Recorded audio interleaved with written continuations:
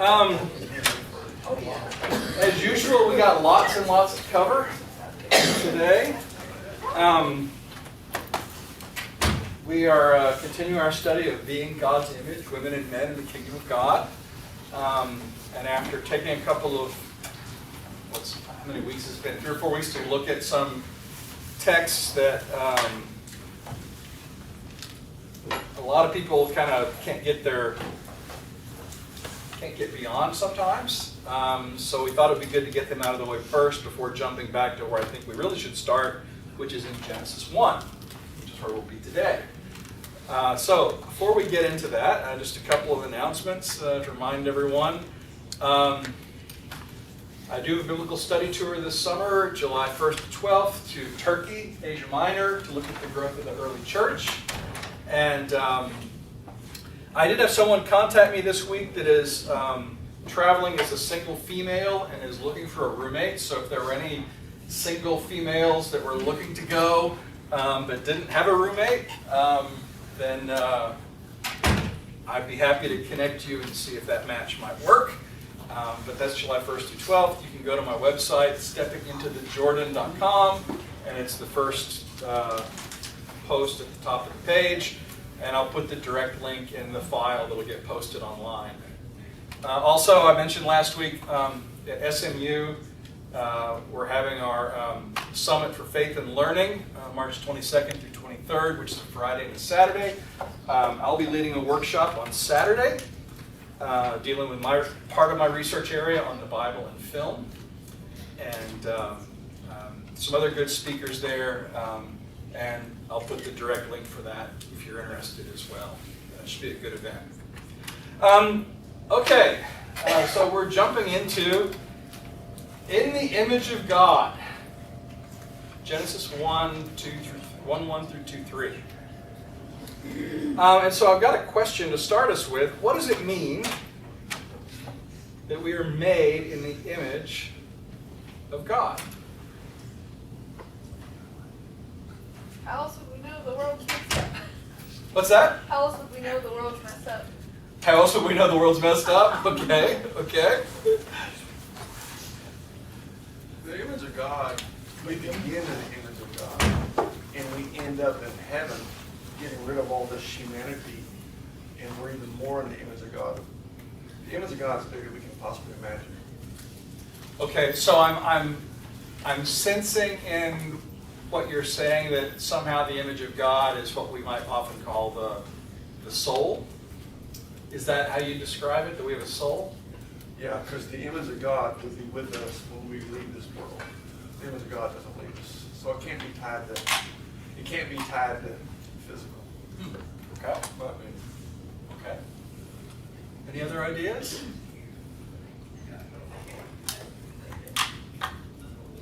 That we are capable of love, as He is capable of love. Okay. And that you don't make something in your image unless you respect it and want to be around it. So I think He made us because He wanted to have, children are in images of their parents. And I think God wanted to have children. And that's why He created us. Okay. Interesting. Okay. Not only love, but indignation and anger. God, we're created in God. God had indignation and anger. Okay. God has indignation and anger. Okay. So, Okay. Any other thoughts?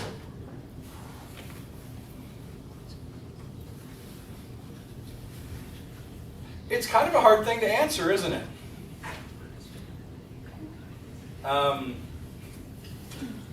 The word that is used in Hebrew for image is tselem, which is also used to mean an idol or a graven image. So there's that sort of an imagery that goes with image of God also, but what does it mean? Well, we're going to look at one possible meaning of that today that I think might surprise you a little bit. that we'll talk about. But before we jump into that, this is the most abrupt segue that you can make in a Bible lesson from what does it mean to be in the image of God to the feminist movement. Okay? And you may ask, what do these two have in common?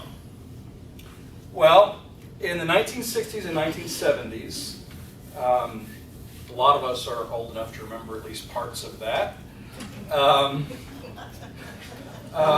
Some better than others. We won't point fingers. But after the rise of the civil rights movement in the 1950s and 60s, we see the rise of the modern feminist movement in the United States and Europe. And it's a push for if there can be, it's a push that comes out of, hey, if we're looking to give more equal rights to people regardless of race, then maybe we need to focus on gender also and the discrimination that happens between men and women in the workplace and other places.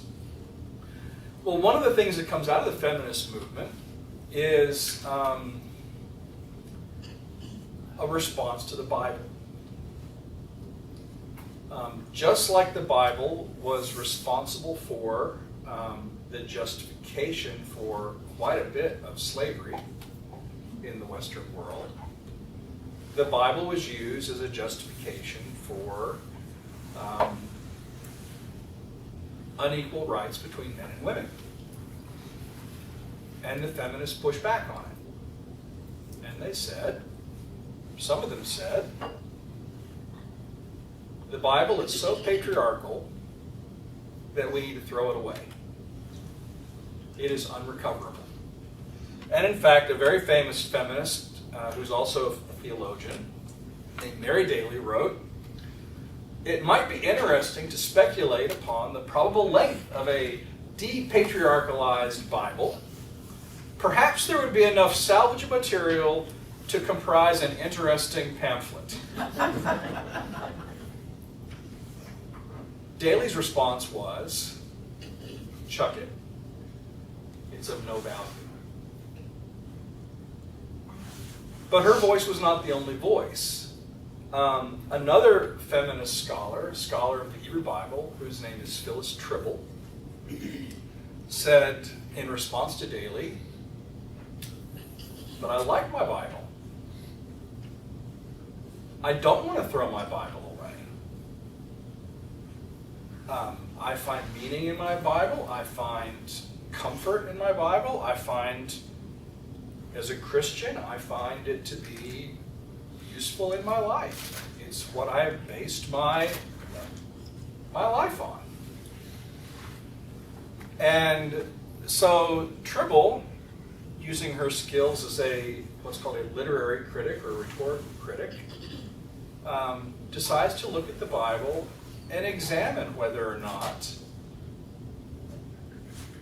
patriarchy is inherent in the Bible or whether it is our interpretation. And so she writes a book. She first wrote an article that was actually, I think, in response to Daly, called "Depatriarchizing in Biblical Interpretation," which she later then turned into a book called "God and the Rhetoric of Sexuality." She wrote another book later that is actually more famous called "Texts of Terror."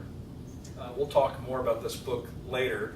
But in many ways, her more important work is this one. And it sent shockwaves through biblical scholarship in the 1970s. And it's quite remarkable what she wrote in the 70s. And we'll talk about it. In the interest of full disclosure, I think I mentioned when you're in a PhD program, there's this term that they use. It's kind of an archaic term, and it's also very sexist. They talk about your Doktorvater. It's a German term, meaning your doctor father. Who is the person that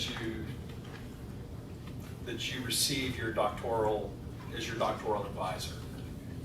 And my Doktorvater at SMU is Dr. Susanne Schultz, And her Dr. Vater is Phyllis Tribble. So I am the Gross Dr. Vater, a German up, of Phyllis Tribble is my Gross Dr. Vater. So anyway, so what is Tribble's method? Well, first of all, she's what's called a literary rhetorical critic. I'll explain what that means in a minute. She reads the Bible as a literary text. Okay? What type of literature is being used, and what literary conventions should be applied to it based on the kind of literature that a particular passage is. Okay? She is not particularly interested in the cultural context, or even, I would say, that what some might say the historical truth claims. Not that she doesn't personally care about those, but when she's acting as a literary critic, she's looking at the text as a piece of literature to say, what can I learn about the way this is structured as literature? Okay? Because it is a written text that follows literary conventions. And so she does a very close and careful reading of the text as literature. And the question that she's looking to answer is one that I think is really kind of interesting. She's looking to say, okay, is patriarchy built into the biblical text, or is patriarchy a product of our interpretation of the Bible? Now let me be clear, she would fully agree that the Bible in itself is full of patriarchy. Okay, we've said that from the beginning. But what is more interesting is places where you would expect to see patriarchy and you don't find it. And so what she's looking at is texts that kind of fit that mold, and then saying, how do we look at those texts very closely with a careful literary reading, and what conclusions do we reach? And so one of the first places that she looks are the creation accounts of Genesis 1 and 2, verses 2 through 3. And again, I don't want to cause any controversy by saying this, but we'll look at it in more detail. What we have in the first 3 chapters of Genesis are 2 creation accounts. In the Bible, I think there are 6 creation accounts. We kind of ignore the others because we focus on chapter 1 and chapters 2 and 3. But they are 2 unique accounts that talk about the story of creation. And we'll talk next week about some of the differences. There are some differences. God has a different name in chapter 1 versus chapter 2 and 3. The order of creation is different in chapter 1 verses 2 and 3. Chapters 2 and 3 give us a story of a garden that chapter 1 doesn't. So there are some differences, but there are also some similarities. And I think it's worthwhile to say that the biblical writers put both accounts together.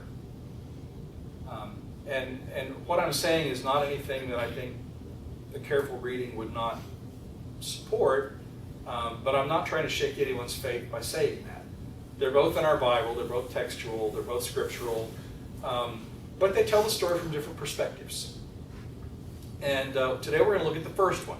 Next week we'll look at the second one. And so the question I have for you, first of all, is what type of literature is the creation story of Genesis 1 through 2, 3?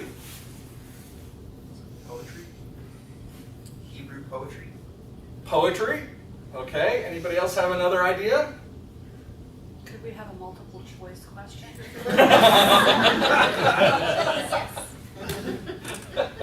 Historical. Historical? Yeah. Okay. Some might argue it's a science textbook. Some would say it's science fiction. Some would say it's science fiction. Some would say it's myth.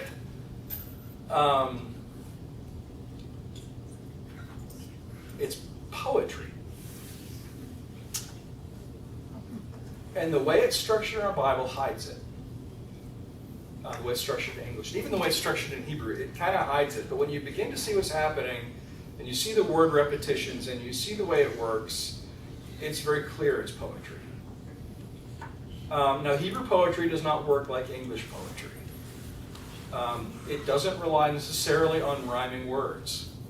Sometimes it uses wordplay, where words maybe sound similar, but have very different meanings. We'll see one of those next week. The word in Hebrew for naked is arur. And the word for crafty, as in the serpent was more crafty than the other animals, is also, sounds very similar to arur. Okay, so there's a play on the words between they're naked and they have no shame and the snake is crafty. And you begin to see these word plays.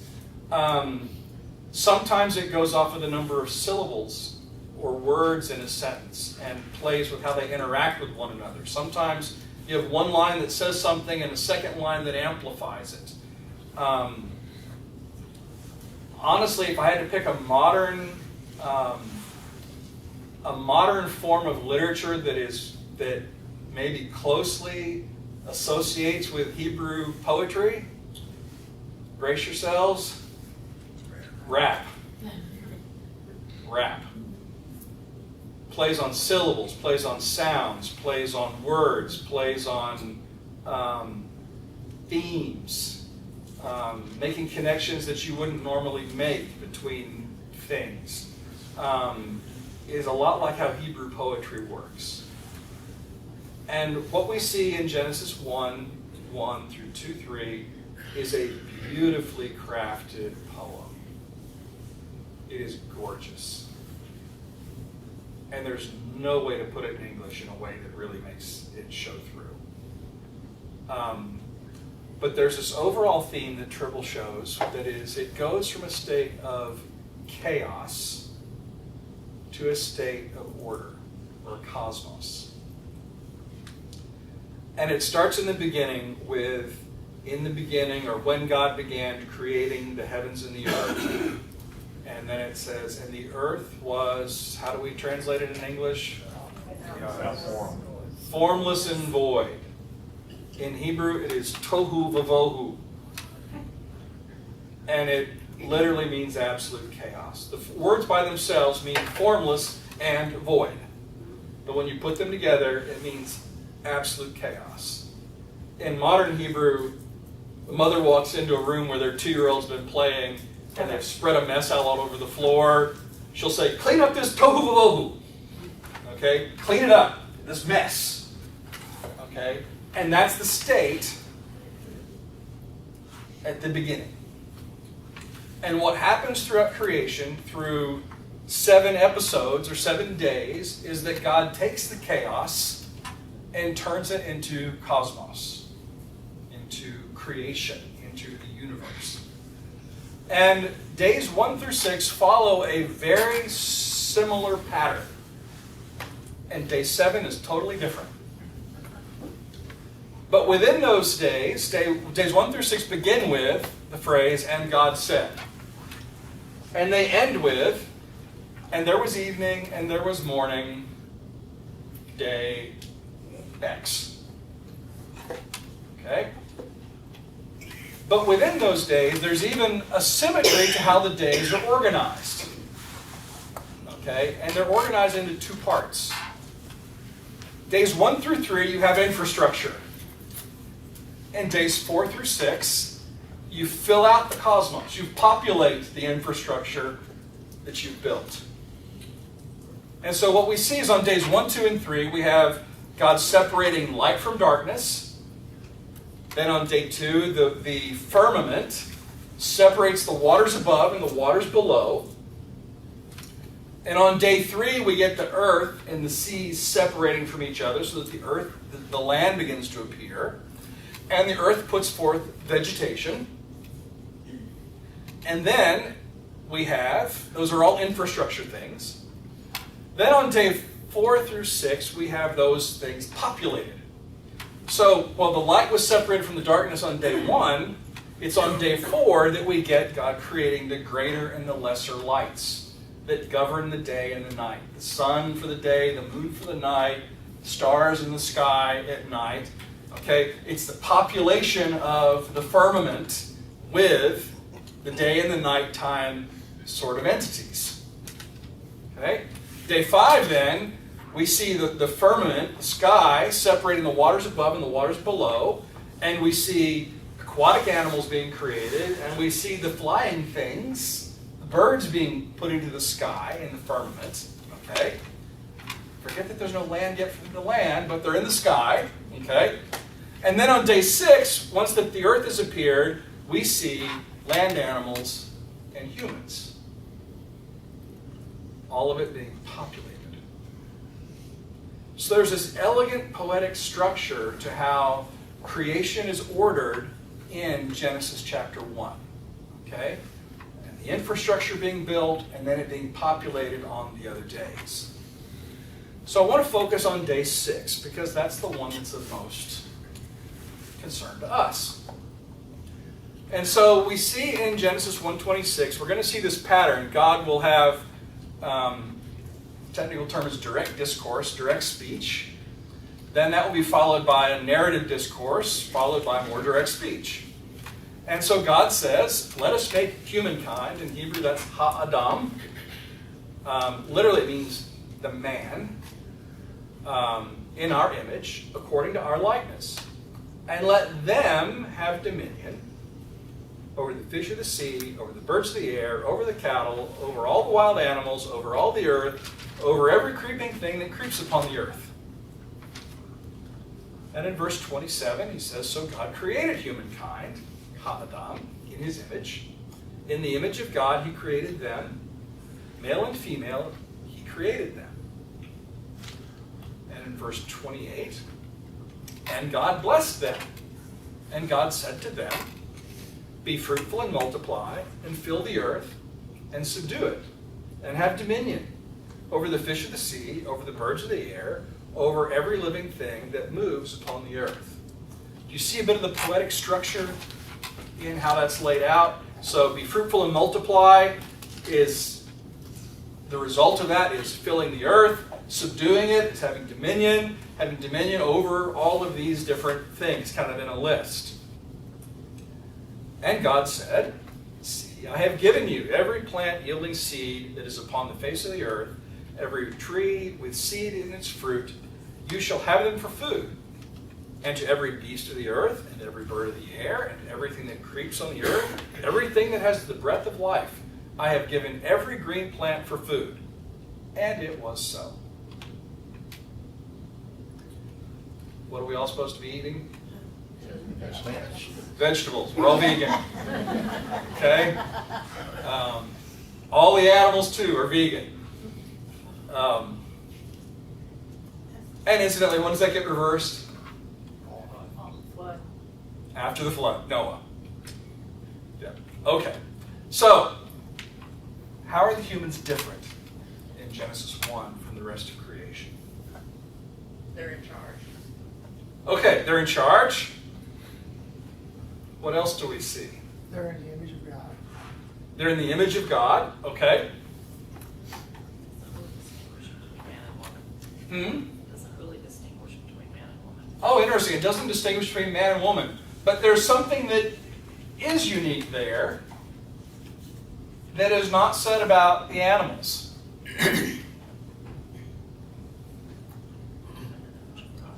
Well, it just goes to what you just said. There's no sexual distinction with the animals, but there is sexuality described for humans. What else? They have the dominion over them. Dominion, yep, dominion. One obvious thing, the accounts longer. Okay? The poem of Genesis 1 spends a whole lot more time on humans than it does on the animals, or on the fish, or on the stars we put in the sky. A lot more time, a lot more verses, a lot more words. Made in the image of God, but there's also this phrase, what Tribble calls divine deliberation, which is the let us make. Okay? It doesn't say, let us make, animals, or let us make fish. It says, God created them. It actually says something very interesting we'll talk about in a minute. Humans are made without reference to any natural context or substance. So, for example, it says, the waters brought forth fish. Okay? The land brought forth animals. Okay? So there's this context of where things come from, as to where they are, that you don't get with man in the Genesis 1 account. Okay? Unless you say that they came from God because they're in His image. They're in His image. So that'd Yes. be like saying the fish from the sea, animals from the earth, humans from God. Okay, well, that's a very interesting observation. Yes, is in His image, make them in our image, equivalent to the sea, the water bringing forth these animals, land bringing forth these animals. There's no division according to their kinds. Okay, with humans. And there's a designation of sexuality, male and female. And as Tribble says, procreation is shared with the animal world in the Genesis account, but sexuality is not. I think it's a really interesting observation. I think it goes back to what I was saying at the beginning. It's very possible that the image of God is not tied at all or lightly tied to our humanity. Okay, good point, good point. You say there's no division. Would not male and female be a division? So there is, no, she would say there is no division according to their kinds. So for example, kind is not sexuality. That's a very different distinction here. Okay? The animals are created according to their kinds, right? Whether that be bears and lions and tigers and oh my, right? And then you have humans. There's no according to their kind in the text like there is in the animals. So there's different races at this point. There's no different races. Races, he's saying it's all one. Yeah, and it's very important for us to remember that race is a modern construct. Okay? The ancient world really doesn't know about race. It knows about ethnicity.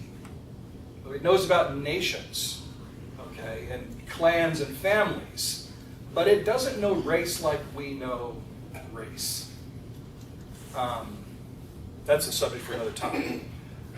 So let's look back at Genesis 1:27 because there's some really, really interesting poetry here. First of all, Genesis 1:27 has a 7-word vocabulary. It's split into 3 lines, and each of those lines has 4 words. Okay? So the words repeat. Okay? But there's only 7, you only have to learn 7 Hebrew words to know what Genesis 1:27 says. But what's really interesting, as how Tribble defines it, is that you have, within those 3 lines, you have 2 different kinds of poetry going on. One is between lines 1 and 2, which is what's called inverted parallelism. I'll talk about that in a minute. And lines 2 and 3 are straight parallelism. And they work together to do something really special with the text.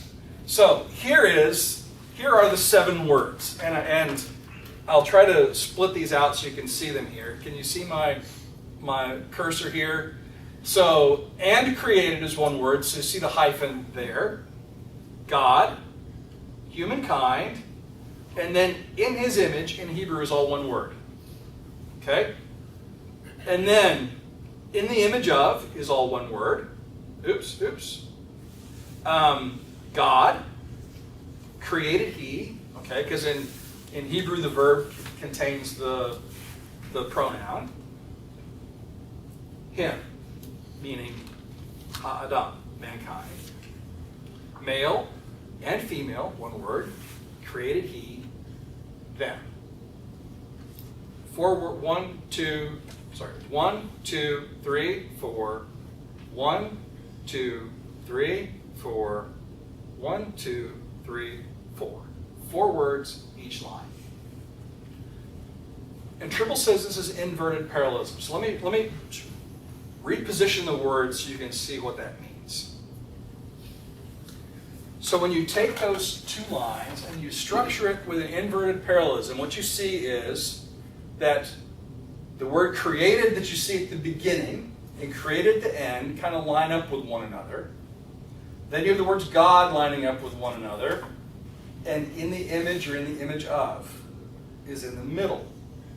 Okay? If I go back, you can kind of see this. And created he, in the image of is here, in the image of is here, God is in this other position, right? I'm sorry, I looked the wrong created, image. Do you see that sort of parallel that you have here? Now, when you have inverted parallelism like this in Hebrew poetry, what is the focus? You could even say you had a D. If humankind is the Adam and him is a pronoun for he, you can almost have a... Yeah, you're right. You probably could structure it like you could add that in there. Yeah. It almost sounds like Yoda. Okay, it kind of does. It kind of does. Yeah, so I've tried to put this in Hebrew word order too, so you kind of see how it all works. But when you have an inverted structure like this, especially when you have an odd number, okay, in Hebrew poetry, when you have an odd number like this, okay, 3 up, 3 down, the central point, the central main focus is what's in the middle. And what's in the middle? In his image. Lines 1 and 2 make the central point of God creating humankind is in his image. Okay? And I think we all kind of naturally pick up on that, okay, with the way the words repeat. But the question that still is there is, what does it mean in God's image? And here's what Tribble does that is really remarkable, what she sees. Is she says line 2 and 3 function in what's called straight parallelism. And what that means is you have one line, in the image of God He created him, male and female He created them. Okay? And so I want you to notice here we have an A concept and a B concept. And we have an A prime and a B prime concept. And what Tribble says is, I want to first note that the shift from him to them on the first line, okay, reinforces that there's a sexual difference within the unity of humankind. So she points out this idea that, look, in the poetry, the fact that it shifts from he to them indicates that there is this ha-adam, okay, the man, or the Adam, okay? I'll translate it a different way next week because I think it has an imagery to it. Is singular in the first line, but it becomes plural in the second. And so she notes that difference comes because of this male and female reference. But the other thing that she notes is, what can we learn from these two A's? So some people... God is male. Both in the image of God. Say it louder. Say that louder. God is male and female. Could be. God is male and female in the image of God. And remember, all of this started with we should do this. Let us. Let us. So whether God is male and female or the Holy Spirit, or, do you know what I'm saying? Yeah, what do scholars say Represent- us is? Say that again. What do the scholars say us when he says, let us create? Let us. What, Yeah. what is us? Is it the, Most will say it's a royal we. okay, It's a royal we. Let us. Which we've kind of lost in Yeah. English. yeah. If we lived in England, we would have as big a problem with this, because the royal language is we. What Tribble says is within the poetry that this becomes a metaphor. That when we talk about the image of God, that there's a semantic correspondence between image of God and male and female. And what she says by that is that we have two terms. One is lesser understood and the other is more understood. Okay? And she says the better understood term amplifies the lesser understood term. The lesser understood term is image of God. What in the world does that mean? The more understood term is male and female. And so what Tribble goes on to say, what her conclusion is that first of all, God is the subject. Creation and humankind are the objects throughout the entire poem of Genesis 1. Genesis 1 seeks to explain the image of God and God's otherness through the metaphor of male and female. And she'll go on to note in this book and in other writings that we often ignore the metaphors in the Hebrew Bible that describe God in feminine terms. And we focus on God in male terms. And part of that is driven by the fact that Hebrew is a gendered language. Okay? English is not a gendered language. So for example, French is a gendered language. Spanish is a gendered language. German is a gendered language. So for example, I have a dog. Okay? My dog is female. However, in French, dog is le chien. It's masculine. When you talk about dogs in French, they are masculine. Okay? Not because the dog is male or female, but because the category of dog is a masculine noun. It says nothing about the individual itself. Okay?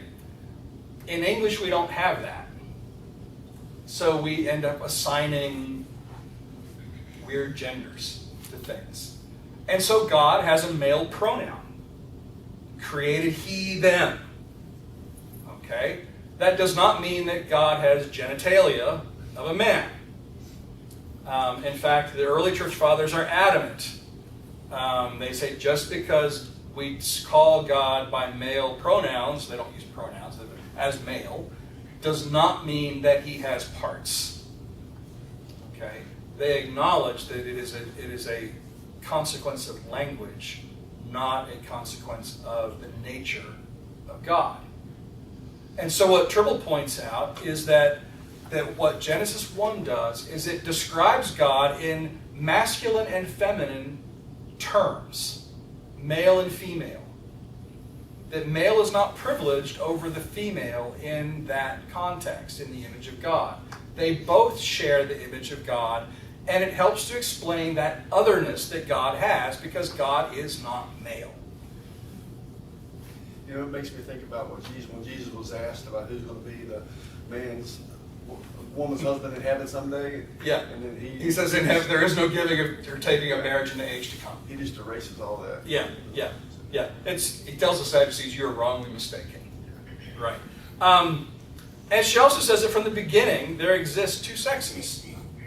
There's not an androgynous, non-sexed human in Genesis 1. There is male and female. But she also says that those two sexes are harmonious, and that sexual differentiation does not mean hierarchy. It means equality. Both are created in the image of God. And humankind receives two responsibilities: procreation and dominion. It's given to both sexes without distinction, with no mention of gender roles or sexual stereotypes. They're both given the same task. Questions? Am I going to go to hell if I don't understand something? No, not a bit. Not a bit. No. But here's the real kicker. We've only discussed days 1 through 6. What happens on day 7?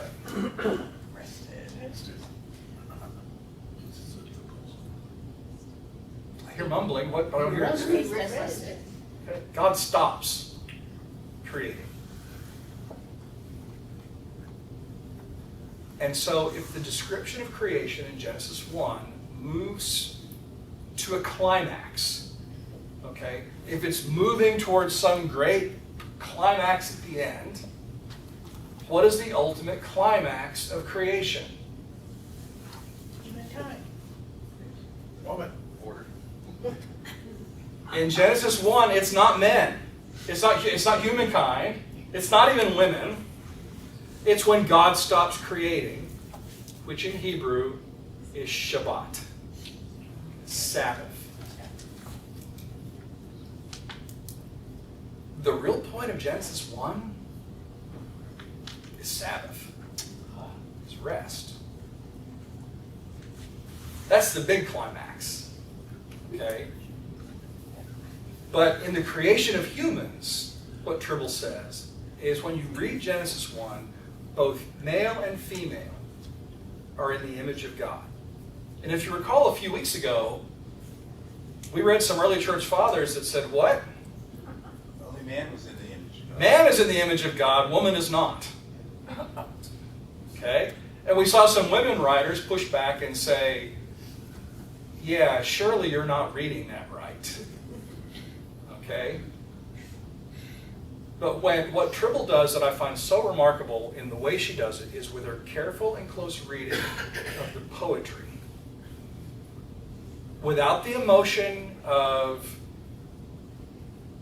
the argument of patriarchy is bad and it's patriarchal text, she says, let's look at the text exactly for what it says from a literary standpoint.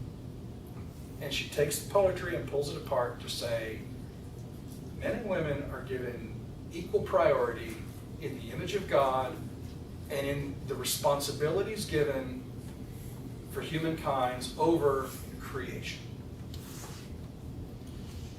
Without stereotypes and without gender distinctions. And that's how Genesis 1 starts. Yes, ma'am. Next week, are we going to discuss the other accounts? Yes. Yes. So we're going to talk about the rib. We're going to talk about Genesis 2 through 3. Yes, we are. So, hold on just one second. So next week, we'll get next week in a minute. So first of all, Genesis 1 is poetry. And Tribble helps us read it as poetry. Humankind, male and female, are bearers of God's image. And actually, I think the reason I chose the title for this series, Being God's Image, is I think that's a better description of what you see in Genesis 1. Okay? We are made in the image of. And I think that's an important distinction. And what the poetry does is it uses the sexes as a metaphor to help us better understand God's otherness and the full nature of God as not male or female, but as something beyond. Sexual differentiation in Genesis 1 means equality. It does not mean does not mean hierarchy. Both sexes are given the same responsibilities. And the climax of the whole account is the Sabbath. Okay. So next week, read Genesis 2, verse 4 through 3:24. Okay?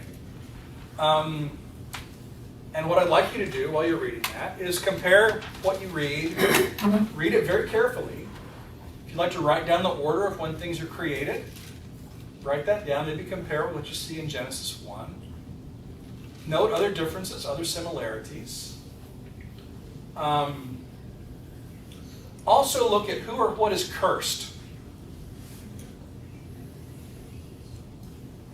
And see if you can find anywhere in the account the words the fall. The what? The fall. Fall. We often talk about this account as being the fall. Where does it say that? See if you can find it. And that'll be next week. Any questions? Anything before we wrap up? Yes, sir. What are the other accounts that you alluded to? Oh, okay. Yeah, there's an account in Job when God finally answers Job and asks him, "Were you there when?" And he lists off a bunch of things. It describes a creation account. There's one in the Psalms. There's one in Ezekiel or Jeremiah, maybe both. There may be a couple in the Psalms. I have to look them all up, but there are about 6, I believe it's 6 creation account references throughout the Bible in different places. John 1. Yeah, you could argue John 1 is kind of a creation account too.